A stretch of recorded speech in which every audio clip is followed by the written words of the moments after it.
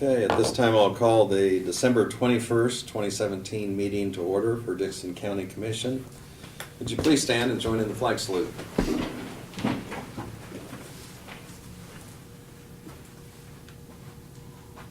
I pledge Allegiance to the flag of the United States of America and to the republic for which it stands, one nation, under God, indivisible, with liberty and justice for all.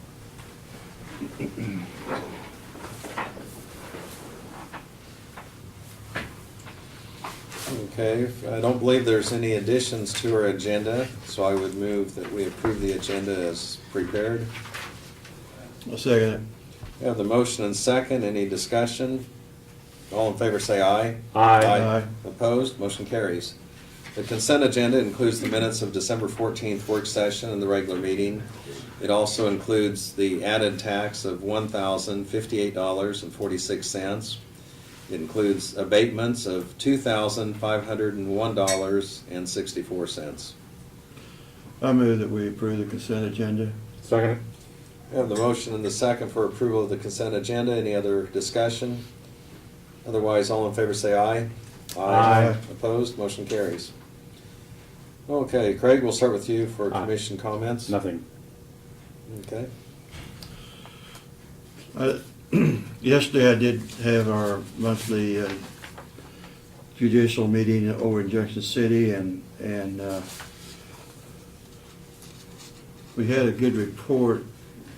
I think I had reported this before, of working with the juveniles that are in the detention center, as far as trying to keep them in education wise, and through the Junction City School District they've been able to earn credits, and the report would be, this report was just from August to the present time, so just in a few months, but during that period of time they actually had earned 38 credits of school, and I think that's quite impressive that they've gotten so many of the kids to participate. And actually during that period of time, then there was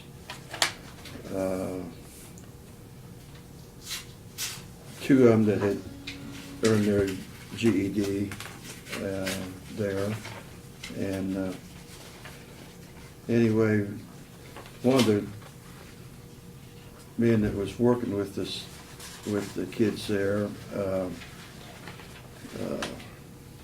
kind of went over his agenda on his thinking on with working with these kids, and I think it was very good information that he's been working with them, and his goal is to try to transition these kids so that when they do get out, they can already have kind of designated a career path or some type of path that they could work for in the future, give them some direction instead of just going back and creating the same problems that they've been in before.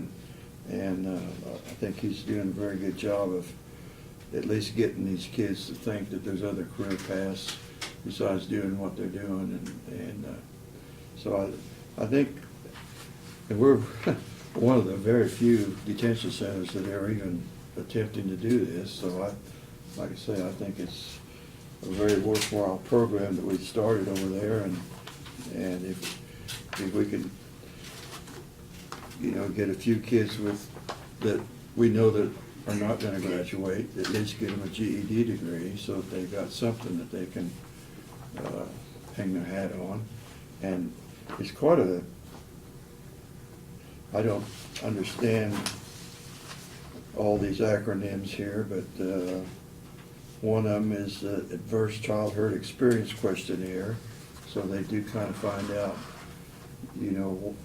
what the life of this kid has been, and the problems that are creating the problems. Individual education plan, they get them to look at different things that they are most interested in, so that at least they're thinking about doing something to further their career. So I just want to report on that, like I say, it seems like since we started that program, a couple of years ago, I think now it's really, they don't get every kid to participate, but they're getting a very high percentage of the kids that will participate in that program while they're there. That's all I got, man. Okay. Earlier this morning, we had Doug Kessinger in with the EDC, and he gave us an update, and he's kind of down to his last week, and really has had a very successful fundraising effort, but also we really feel positive about Dixon County Economic Development Corp Group. There's an interview process going on, and Brad has participated in that, as well as myself and some others in the county.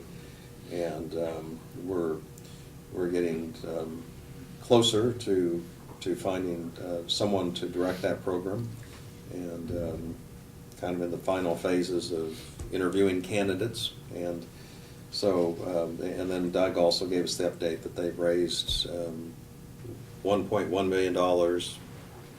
And still have some other additional funds that may come in.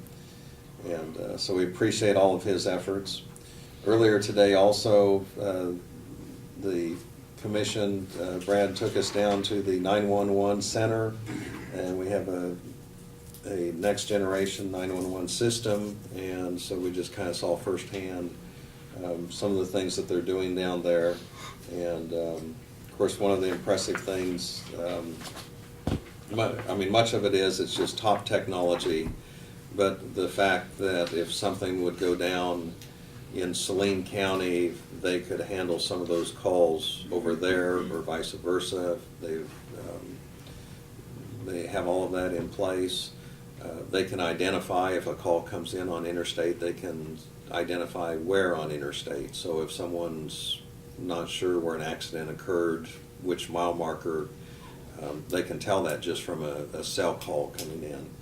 And but anyway, it's very impressive, and they do a great job for the county. Also, Tim Holm was in earlier today and was giving us some of his information in regards to a pickup truck purchase that the county is looking at doing. And that's, oh, and one other thing, Central Kansas Mental Health, we had our monthly board meeting, and I did attend that this past Monday in Salina. Is there anything else that anyone would want to bring up? At this time, if there's any public comments, we can hear that if it's something that is not on the agenda. And having no comments come forth, we'll go ahead and move to our reports from county officers. So, Brad, if you'll give us your administrative report. Okay. Was notified earlier this week by Nikki Davenport that she has named Ronna Larson as the new Director of Community Corrections effective 30th of December. She'll be replacing Meredith Butler. Getting Meredith confused. And so I know Ronna has been with the 8th Judicial District for a while, and so they were able to promote someone within, and I think that's always a good option. So that is coming together. As Lynn mentioned, the new 911 center, the new next generation equipment went in this week, and there's a very nice article on the front page of the Reflector today to that effect, and a picture. So I think as we were discussing downstairs, that's one of those things that the general public absolutely takes for granted that's available to us to help us on a 24/7 basis. That there's two people, sometimes three in that office that are available to answer those calls that oftentimes can be the worst day of someone's life, so. But we are on the leading edge of technology there, and I believe we were the 77th county in Kansas to get installed. And I mentioned some time ago to you that we were scheduled early on to have ours done, but the equipment we had was still functional and in good shape, so they kept putting us off, and we agreed. They put us off, and we agreed. A number of other counties had equipment that was not functioning, and theirs was a priority to get them going. So the fact that we were 77th out of about, I'm gonna say 95 or so that are participating out of the 105 counties doesn't indicate anything other than we just acquiesced to let some other counties that needed to do it first get it done, so. But it does provide tremendous benefits. There's some information on our website, not only about the location technology, but the fact we now can receive text messages to 911. And we did receive our first one Tuesday evening on a call.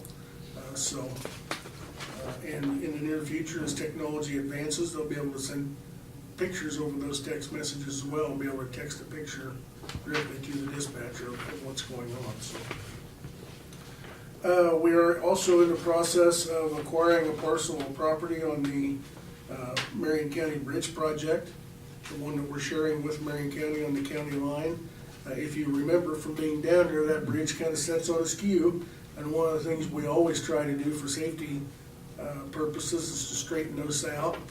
And the engineering firm that designed it did straighten it out. Well, that required a little parcel of land to be obtained from the adjacent landowner, of which we have met with, and they were willing to donate that to the county to get it done. So we very much appreciate that, but we've done the quick claim deed, and we're getting that sent down to them to get the legal aspects of that taken care of so that it can move forward, so, in progress. Just a reminder, the courthouse will be closed tomorrow and Monday. Transfer station will be open tomorrow and Saturday as normal, but it will be closed Monday, so, for the holidays. And then we're looking at a couple of agreements that we talked about last week with hand quarries, and also looking at one on the landfill agreement, so. I also in your packet provided you a copy of the conditional use permit information that Tim has put together for next week's meeting. Has to do with a record towing company in the north part of the county, so give you an opportunity to review that, and he'll be able to give you a briefing on that next week if you have any questions, so. And then the conditional use permit that's on the agenda today, we'll take up when we get to that point on the agenda, so. That's all I've got, unless you have any questions. Question for Tim on the one that's coming up out in the 20, yeah. Yeah, are they gonna be able, they're gonna store vehicles? I mean, they're gonna, they're gonna have vehicles that they've got that are, not claimed, if they tow them? Right, what they'll do is he says that he's got a limit, and I can't remember what number limit he's gonna have on it, so that he's gonna have all of them. If there's gonna be some outside storage and some inside storage, and the ones that are outside are gonna be in a Fenced-in area. fenced-in area, Right. enclosed. So there's no limit, I mean, I just don't wanna see it happen that we get a bunch of abandoned vehicles out there and the gentleman's. And that was a concern that was brought up Okay. at the planning commission, and. I didn't, we're I sure- read through real quickly and I didn't see that addressed. Yeah, Okay. that was, yeah.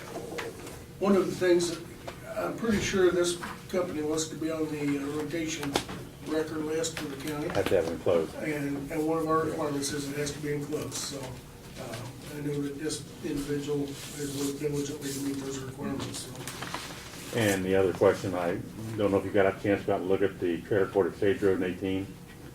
I went out there and, yesterday, and, I drove both lengths. I didn't get up inside, Yeah. but, I didn't, quite honestly, I was trying to compare it to what I had on the aerial, and I may have to do another aerial because I didn't see anything. The only thing I saw was, it looks like a newer building going up next door Right, to the east side. to the east, Yeah, yeah, to that, yeah. and I think that's probably the one that Right, they were. you're referring to. Right, because it went up, well, like I said, I saw construction of it started probably 2.5 months ago.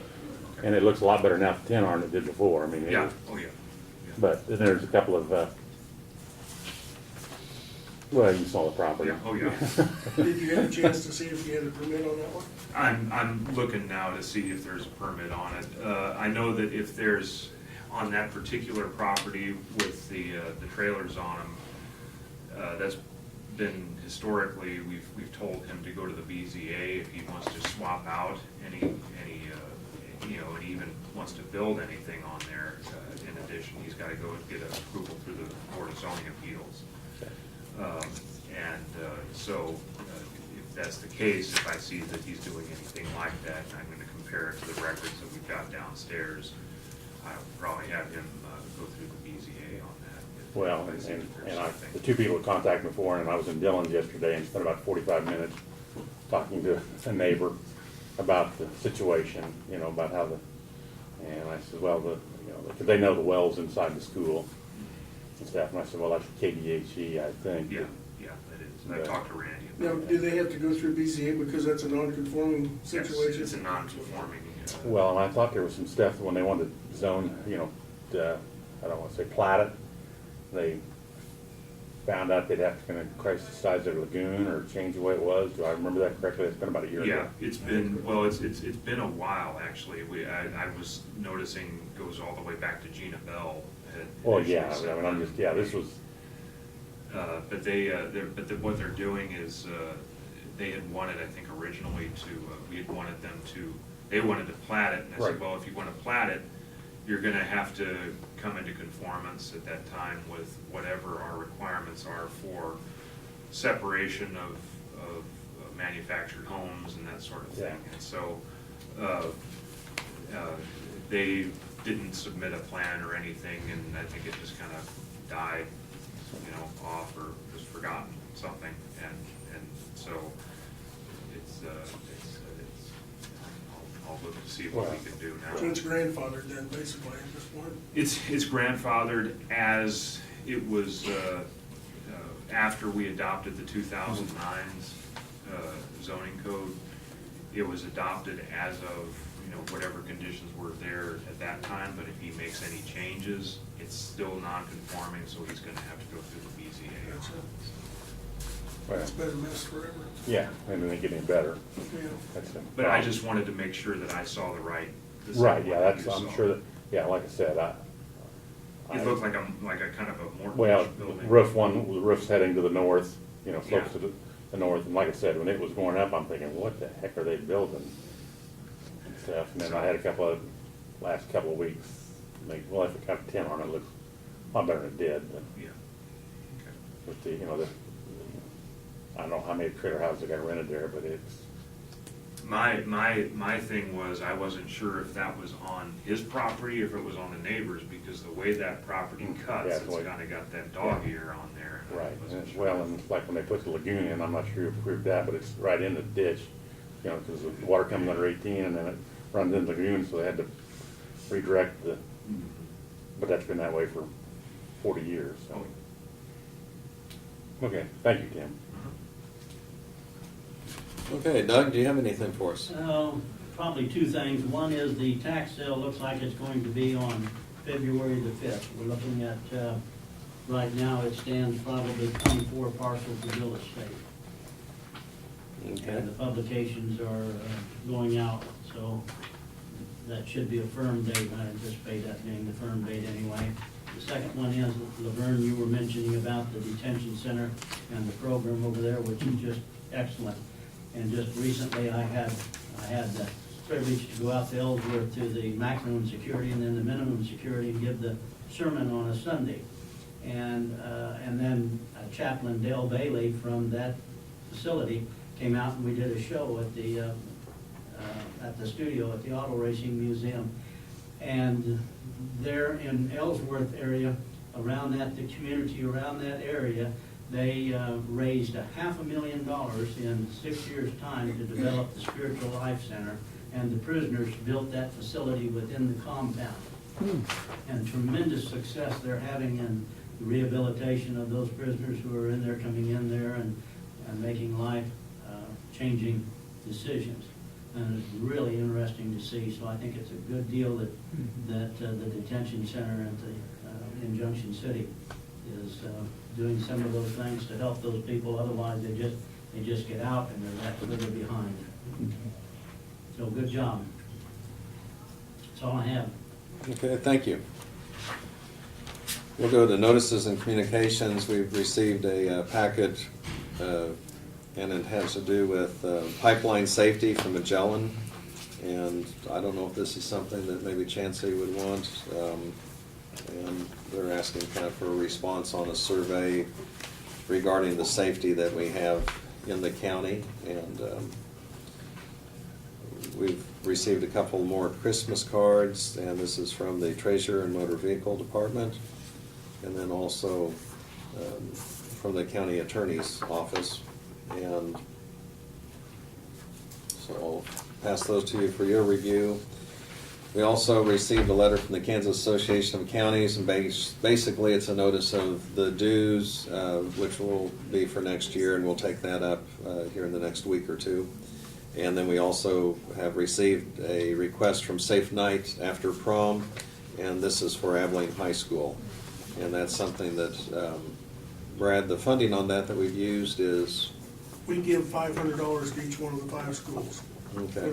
for their safe after prom events. So And that's a drug and alcohol fund? It is, yes. So that's one of the purposes of that. Were there any other notices and communications that I wouldn't be aware of? Yes, Lynn, we got an invitation from the Extension Office, their partnering meeting. They're gonna be around the state. One of them will be January 23rd in Wichita, January 25th in Lawrence, January 30th in Garden City, or January 31st in Hayes. So that will be coming up on our schedule if one of us want to attend that with them. Okay.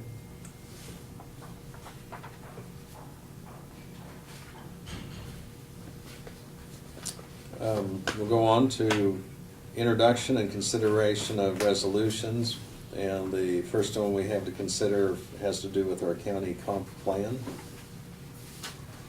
Okay, this comes to you from the Planning Commission, and they had reviewed a couple changes to the county's comprehensive plan, and I'll let Tim take over what those changes are and what their recommendation was.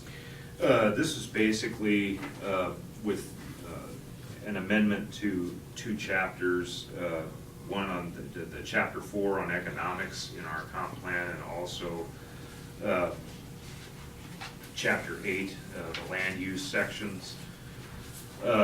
Basically, we currently have in our zoning regulations, we've defined parameters for the location of wind farms and other kind of alternative sources of energy, but they're not really listed in our comp plan as goals.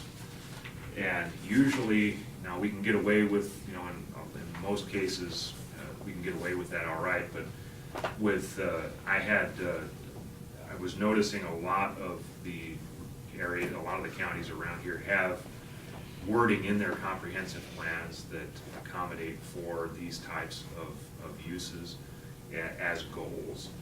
And so I thought it would be probably a good idea to include that language so that to kind of coincide with what we already have in the zoning regs, make it kind of more of a, because the way that the comp plan is written, it's kind of a general subjective way of looking at it. So I tried to include language that would leave the door open to making what we put in our zoning regulations regarding wind farms, so that if somebody can trace it back and say, hey, look, where's your goal for this? You don't have it in your comp plan. Well, here it's in the comp plan. It's in 2 sections. And so I wanted to make it so that it not only addressed wind energy, but all energy in general.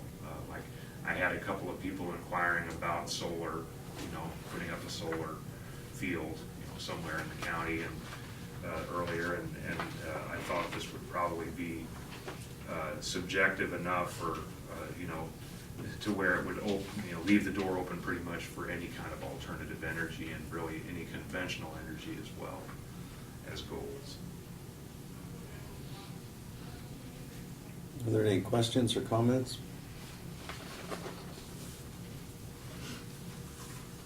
This needs to be approved by resolution 122117. I'd so move we adopt that resolution. Second? We have the motion and the second to adopt resolution 122117. This has to do with the Dickson County, Kansas Comprehensive Plan, and it amends some of the language on item 4 and 8 having to do with economics and land use. Any further discussion? All in favor say aye. Aye. Aye. Opposed? Motion carries. We'll pass this down for signatures. Thank you, Tim. Okay. Next item we have is a resolution to appoint a board member for the Dickinson County Planning Commission. And this is for reappointment of James Hedstrom, 2525 Oak Road, Abilene, Kansas. It's a 3-year term, and beginning and ending on January 2021. It's resolution 122117A. So moved. I'll second it. We have the motion and the second to approve the resolution to reappoint James Hedstrom to the Dickinson County Planning Commission. Any further discussion? All in favor say aye. Aye. Opposed? Motion carries.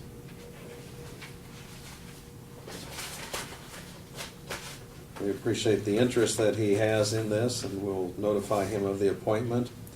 We also have another reappointment. This is through Resolution 122117B, and this is to reappoint Donita Felbush, 1331 Flag Road, Abilene, Kansas. This is also for a 3-year term. I move that we appoint Donita Felbush, reappoint her to the Planning Commission. Second it? We have the motion second to reappoint Donita Felbush, 1331 Flag Road, Abilene, Kansas, to the Dickinson County Planning Commission for a 3-year term, and it's through Resolution 122117B. Any further discussion? All in favor say aye. Aye. Opposed? Motion carries.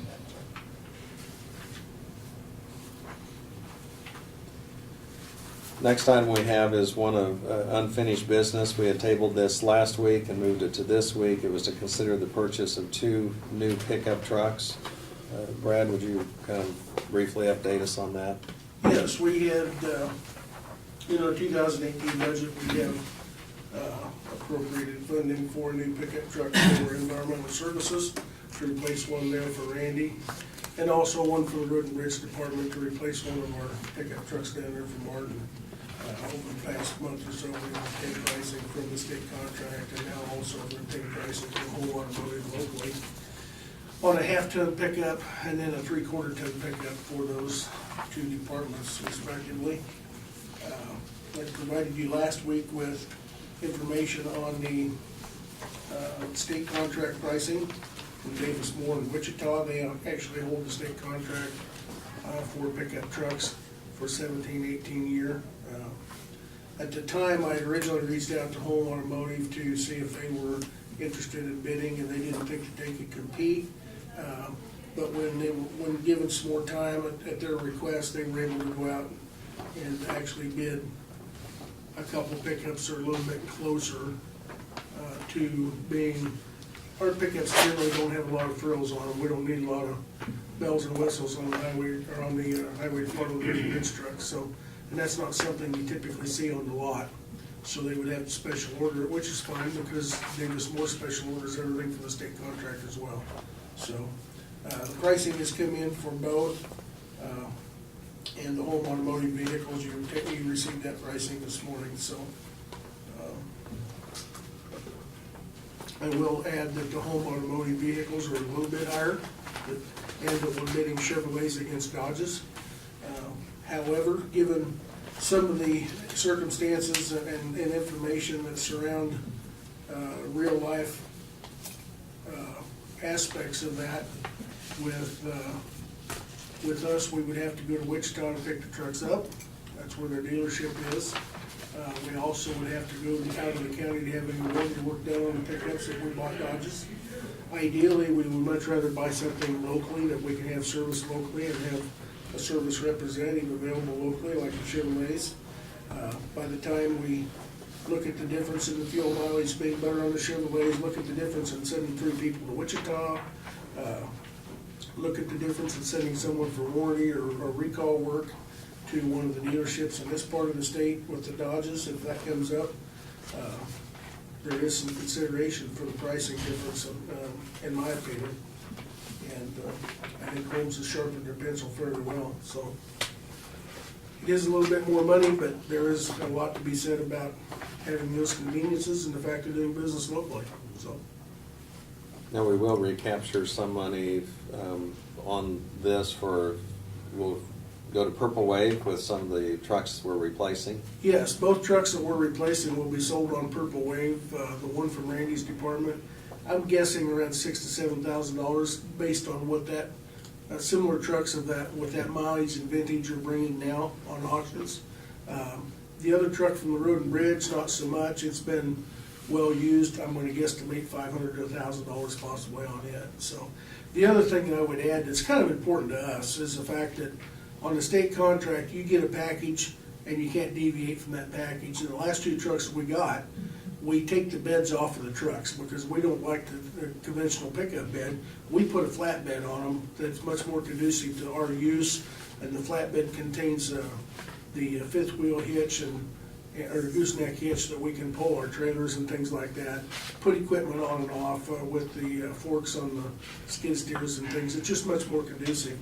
So what we had to do is take the beds off, put flatbeds on, and that's a day or two's worth of time consuming with both of our mechanics that they could be doing something else. With the home bid, it's actually bid without the bed. And so it would come in without the bed. We can order the flatbed. It'll be much easier to sit right on that truck, plug the cables on, and it's a plug and play. So we're looking at much less time consumed. So I also would tell you that Davis Moore told me if we did bid the Dodge pickup without the bed on it, we could do that, but it was gonna be a couple $1,000s more to do it, which doesn't make sense, but it's going outside of the package price that they've gotten, so. I suppose if we were to go back and bid apples to apples, it might make that particular pickup a little bit closer, I don't know, so. So there's a number of variables there that it's not as simple as just, I guess, just looking at the bid price. There's a lot of things that affect us that would cost us more if we were to go with Davis Moore, now that we've got another price to bid against, so. It did appear from the information we're given on the gas mileage that there would be a savings with the Chevrolet on this particular, both trucks, which also on an annual basis would provide us, offset some of the difference. That's true, yes. The half-ton just specifically, I believe, was over a period of, what, 3 years, and the warranty period was about $1,500, does that sound right? It's pretty close to that. Yeah, so, you figure And $400 like to I say, $500 a year, I mean, that's if we keep them 10 years or more, well, that can make by a far difference. pay for the difference and then some. Yeah, And we do get our money's worth out of trucks. I mean, yeah. we'll run those trucks 10 to 12, 14 years. We've got a couple of them down there now that, I think we got one that's a 77 model.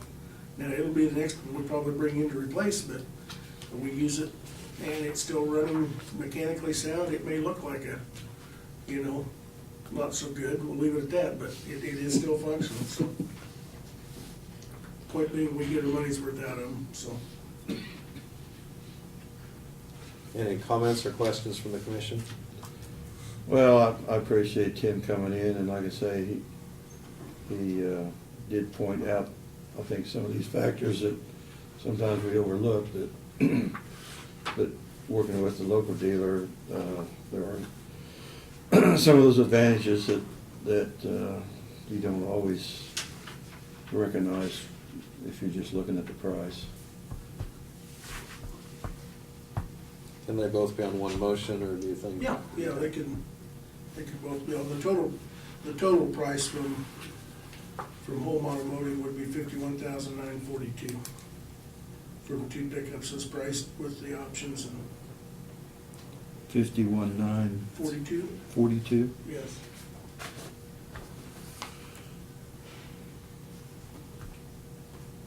I'll make the motion that we buy these two pickups from Home Automotive for $51,942. Second. Any further discussion? And one is a 2018 Chevrolet Silverado 2500 HD four-wheel drive regular cab. The other is the Chevrolet Silverado 1500, and it's also four-wheel drive. that's the price delivered, and we just pick it up here locally. Any further discussion or questions? All in favor say aye. Aye. Aye. Opposed? Motion carries. I believe that's all we have. And Brad, in your report, you mentioned that we are closed here Friday Yes. and Monday. Monday. So enjoy your Christmas, and we'll see you next week after Christmas. Yes. Got one more meeting before the year's out.